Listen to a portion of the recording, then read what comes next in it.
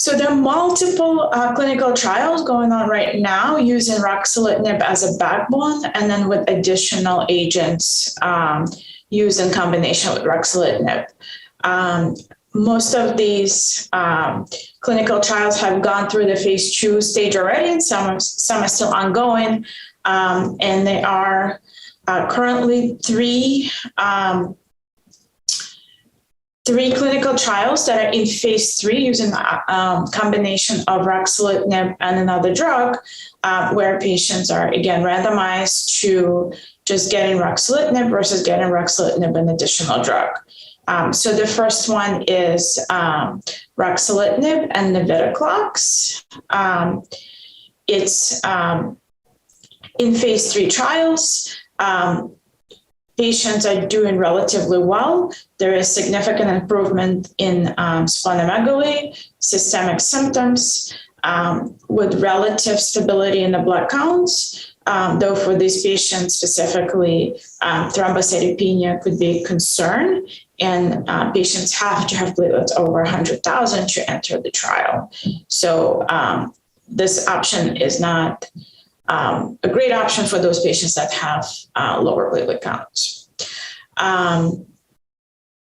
Another phase 3 trial using a combination of ruxolitinib and another drug is a drug called Pelabresib, or CPI-610.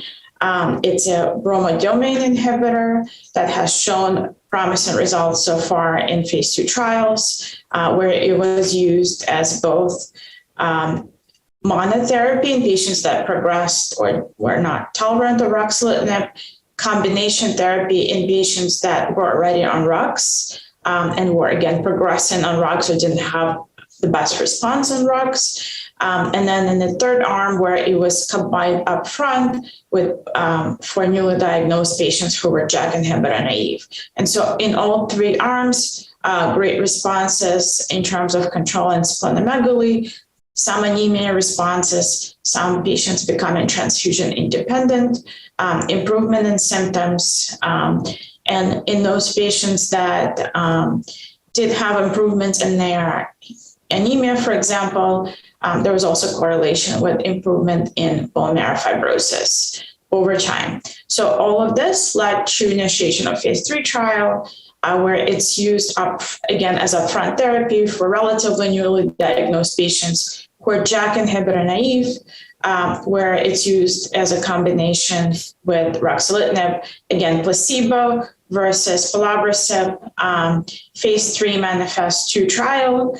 And we will see how well it does in this relatively newly diagnosed group of patients. So there's another, actually 2 ongoing phase 3 trials that are sponsored by Incyte using a combination of ruxolitinib and the agent that is a PI3 kinase delta inhibitor called Parsaclisib.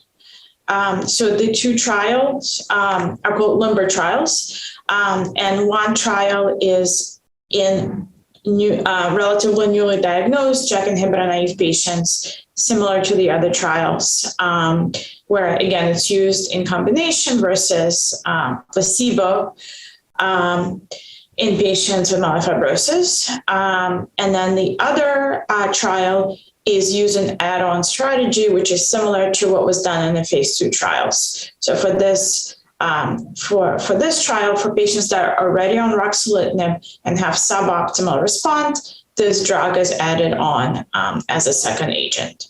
And then patients continue on 2 drugs. And for this combination, patients require a platelet count of 50,000. So all of these 4